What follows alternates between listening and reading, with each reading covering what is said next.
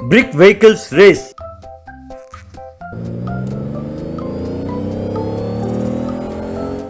बंका नाम के गांव के बाहर एक ईंटों की भट्टी थी। उसका मालिक था भूषण, उसकी पत्नी थी शांति और बेटे का नाम लल्लू।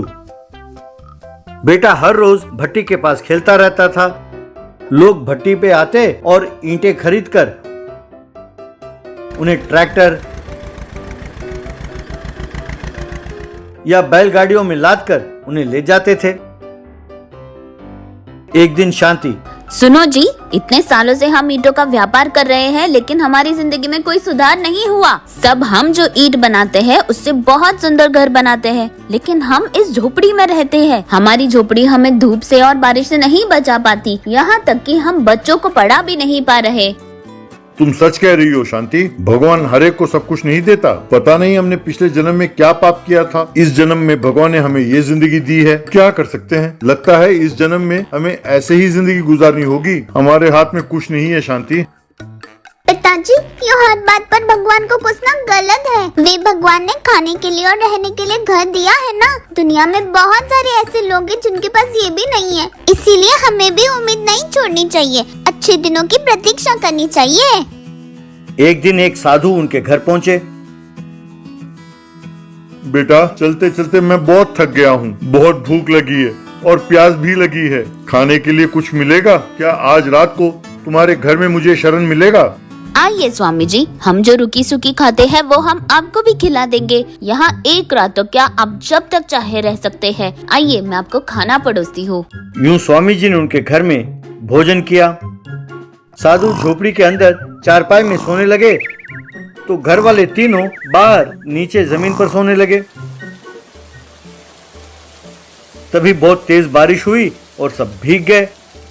रात भर पेड़ के नीचे बिना नींद के जागते रहे। तुम तीनों ने कल रात मेरे लिए अपना नींद त्याग करके जागते रहे। मैं ये बात जानता हूँ। मुझे इस बात का बहुत दुख है, इसीलिए मैं तुम्हें एक वर देता हूँ। तुम लोग अब से अपने ईंटों का वाहन बनाओ और उन्हें बेचो और उनमें से कुछ पैसे गरीबों में बांटो। अब मैं चलता हूँ। कहकर वहां से चला गया। बाद में भूषण और उसके साथियों ने मिलकर एक ब्रिक बस तैयार किया। एक धनवान आया और पैसे देकर उस बस को खरीद कर ले गया। उन पैसों में से कुछ पैसे गरीबों में बांटा। उसके बाद एक ब्रिक ट्रैक्टर बनाया। उसे एक किसान ने आकर खरीदा। फिर वो ट्रैक्टर लेकर वहां से चला गया। उन रुपयों में से कुछ रुपए इन्होंने गरीबों में अन्नदान किया। इस तरह वे बस, लॉरी, ट्रैक्टर, ऑटो सब तैयार करके बेचने लगे। उन्हें खरीदकर लोग ले जाने लगे।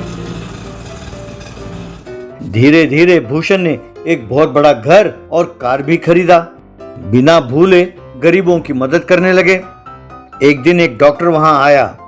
भूषण जी नमस्कार। मैंने गांव में आपके द्वारा बनाए गए वाहन देखे और मैं हैरान हो गया। वो सचमुच के गाड़ियों की तरह एकदम बढ़िया काम करते हैं। मुझे ये भी पता चला है कि इसे चलाने के लिए पेट्रोल, डीजल और मेंटेनेंस की कोई जरूरत नहीं है। ये सुनकर मुझे बहुत खुशी हुई। आप जैसे बड़े डॉक्टर आकर मेरी प्रशंसा करें, इस बात की मुझे बहुत खुशी है। ये सब उस भगवान की लीला है। तो कहिए, हम आपकी कैसी मदद कर सकते हैं? भूषण जी, हमारे गांव में एम्बुलेंस नहीं है। क्या आप कृपा करके एक ब्रिक एम्बुलेंस बना कर दे सकते हैं? उसके लिए कितना खर्चा होगा?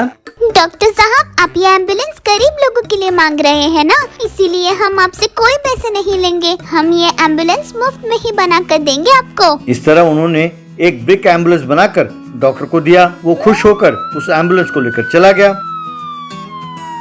एक दिन कुछ धनवानों के बच्चे वहां आए। सब कहते थे कि ये बहुत घमंडी हैं। तुम लोग सिर्फ बड़ी गाड़ियाँ बनाते हो, बच्चों के लिए कुछ नहीं बनाते। हमें छोटी गाड़ियाँ चाहिए। हम उनके साथ रेस करेंगे। बोलो कितना चाहिए? हम तुम्हारे मुंह पे पैसे मारेंगे। दोस्तों, हम इसे लाभ के लिए नहीं बनाते, हम गरीबों की सहायता करने के लिए बेचते हैं। बच्चों का रेसिंग करना खतरनाक है। हम तुम लोग के लिए वाहन बनाकर नहीं दे सकते। तुम लोग जानते नहीं हो हमारे पिताजी कौन है। अगर तुम लोग ने हमारे लिए वाहन बनाकर नहीं दिया, तुम्हें इस गांव में रहने नहीं देंगे। खबरदार। ये सुनकर ये तीनों डर गए। तब उन्होंने इन लड़कों के लिए तुरंत मिनी ब्रिक व्हीकल्स बनाकर दिए। वो बच्चे उन गाड़ियों को लेकर वहां से चले गए। उसके बाद वो रेस लगाने के लिए तैयार हो गए। जैसे ही रेफरी ने झंडा हिलाया तो रेस शुरू हुआ। सब एक दूसरे के साथ मुकाबला करते हुए आगे जा रहे थे।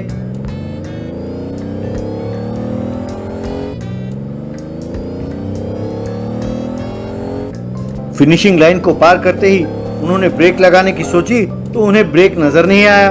वे सब बिल्कुल डर गए। बहुत कोशिश की पर ब्रेक लग नहीं रहे थे। तब वो सारे वाहन जाकर एक ईंटों की दीवार से टकराई और सारे वाहन चूर चूर हो गए। सब बच्चों को बहुत चोट लगी। तब उनमें बदलाव आया और सब अच्छे बच्चे बन गए। क्रो बिरयानी वाला। बगोड़ा नाम का एक गांव था। उस गांव में एक बूढ़े पति पत्नी रहते थे। उनका बेटा था कल्लू। वो सिर्फ खाता और सोता रहता था और कोई काम नहीं करता था। ऊपर से उसमें बहुत अकड़ थी और जबान उसकी कैंची की तरह चलती थी। वो अपने माँ बाप का अपमान करता रहता था। एक बार वो अपने पिताजी के साथ खाने के लिए बैठा। माँ खाने की थाली के साथ बाहर जा रही थी। माँ, हमारा दिमाग ठीक है? आधे घंटे से यहाँ पर खाली प्लेट लेकर बैठे हैं और तुम थाली लेकर बाहर कहाँ जा रही हो? अरे बेटे, आज अपने पूर्वजों के आत्मा के शांति के लिए हम श्राद्ध कर रहे हैं। वो खाना हम बाहर रखेंगे तो कौवे आकर खाएंगे ना। बड़े बुजुर्गों का कहना है कि अपने पूर्वज कौवों के रूप में आकर ये खाना खाते हैं और हमें आशीर्वाद देते हैं। इसका वर्णन शास्त्रों में भी है। अरे ऐसे ढकोसले की कमी नहीं है अपने पास। अब जब वही कौवे ऊपर जो वड़ियां सुखाते हैं वो खाने आए तो उन्हें भगा देते हो। वो क्यों? कहते हैं शास्त्र है। बेकार के कौवे और बेकार के तुम्हारे शास्त्र। माँ, जल्दी आकर खाना परोसो, भूख लगी है, कहने लगा चिढ़कर। बेटा, यूं कौवे को डांटना ठीक नहीं है। अरे वाह, उन कौवों को डांटा तो इस कौवे को बुरा लग रहा है, हैं? अरे जाओ जाओ, चले आए मुझे नसीहत देने, हैं? कहकर अपने पिताजी का अपमान किया। एक बार कल्लू नई नई लगी फिल्म देखने शहर पहुंचा। फिल्म देखने के बाद उसे बहुत भूख लगी। उसने इधर उधर देखा तो वहाँ पर उसे एक बिरयानी का ठेला नजर आया। वहाँ पर बोर्ड लगा था, बिरयानी केवल 5 रुपए में। वहाँ उसे एक पहलवान बिरयानी बेचता हुआ नजर आया। वो पहलवान चिल्ला रहा था, आओ भाई आओ, गर्मा गर्म बिरयानी, एकदम लजीज बिरयानी, स्वादिष्ट बिरयानी। एक बार खाओगे तो बार बार खाओगे, केवल 5 रुपए में। आओ भाई आओ, गर्मा गर्म बिरयानी, ताजा ताजा बिरयानी। ये सुनकर कल्लू, अरे वाह, गर्मा गर्म बिरयानी और वो भी सिर्फ 5 रुपए में। अरे ये तो हैरानी की बात है। अरे बहुत भूख लगी है, यहाँ तो बैठने के लिए भी जगह नहीं है। ऐसा सोचकर कल्लू अपने पास बैठे आदमी से, हेलो भाई साहब, बुरा न मानना, मुझे उल्टी हो रही है। बस वहाँ बैठा खा रहा एक व्यक्ति उठकर वहाँ से चला गया। कल्लू वहाँ बैठ गया और, भैया जरा एक प्लेट गर्मा गर्म बिरयानी लाना, अच्छा लेग पीस भी डालकर देना। अरे सबको लेग पीस कहाँ से मिलेंगे भैया? अब पंछी के सिर्फ 2 पैर होते हैं। पंछी? अच्छा अच्छा, चिकन को तुम पंछी कहते हो। ठीक है, ये लो 5 रुपए, कहकर 5 रुपए दिए और एक प्लेट बिरयानी ले लिया। उस लेग पीस को देखकर कल्लू, अरे ये क्या, इतना दुबला पतला लेग पीस? अरे इस चिकन को कोई बीमारी हो गई थी क्या? अरे तुम्हारे 5 रुपए में अब मैं हाथी का पैर दूंगा क्या? चुपचाप खाओ। ठीक है, खाता हूँ। जरा एसी चलाओ। क्या कहा? एसी चलाऊं? ओ, तुम्हारा तो चीप प्लेटफॉर्म है ना। ठेले वाले, ठीक है, कहकर खाने लगा तो उसके सिर पर एक कौवा और उसके प्लेट में एक कौवा आकर बैठ गए। छी, ये क्या, यहाँ पर क्यों बैठे हो? कह के उन्हें भगाया। ये क्या, कौवे आकर मेरे सिर पर बैठे, मेरे प्लेट में भी आकर बैठ गया। अरे कैसा ठेला है तुम्हारा, लानत है, कहकर डांटने लगा। बाद में पानी पीकर दुकानदार से कुछ कहने की कोशिश करने लगा, लेकिन उसके मुंह से करके आवाज निकलने लगा। अरे बाप रे, ये क्या, मेरे मुंह से की आवाज क्यों निकल रही है? बाद में वो सड़क पर चलने लगा तो एक आदमी उसके सामने आया। उसने टाइम कितना हुआ कहकर इशारों में पूछा, पर उसके मुंह से करके आवाज निकलने लगा। ये सुनकर सामने वाले को बहुत गुस्सा आया। उसने खींचकर 2 थप्पड़ मारे। क्यों रे कमीने, मेरा नाक कौवे की नाक की तरह लंबा है, ये देखकर तुम मेरा मजाक उड़ाते हो, हैं? कहकर गुस्से में वहाँ से चला गया। अरे बाप रे, ये क्या हो गया? अरे क्या हो गया मेरे गले को?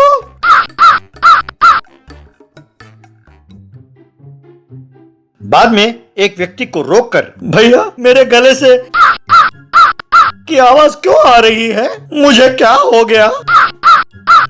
ऐसे कहने लगा। अच्छा, तुम्हारे गले से कौवे की आवाज निकल रही है। तुमने सवेरे से क्या खाया? अभी अभी मैंने वहाँ उस ठेले में 5 रुपए वाला बिरयानी खाया था। अच्छा, 5 रुपए वाला बिरयानी? कौन सा? उस सिनेमा थिएटर के सामने वाले ठेले से? वहाँ एक पहलवान बेच रहा है ना, उसी से? हाँ हाँ, वही वही। क्यों, वो खाने से कौवे की आवाज निकलती है क्या? अरे भैया, कौवे की बिरयानी खाओगे तो कौवे की आवाज ना निकलकर अरिजीत सिंह की आवाज निकलेगी क्या?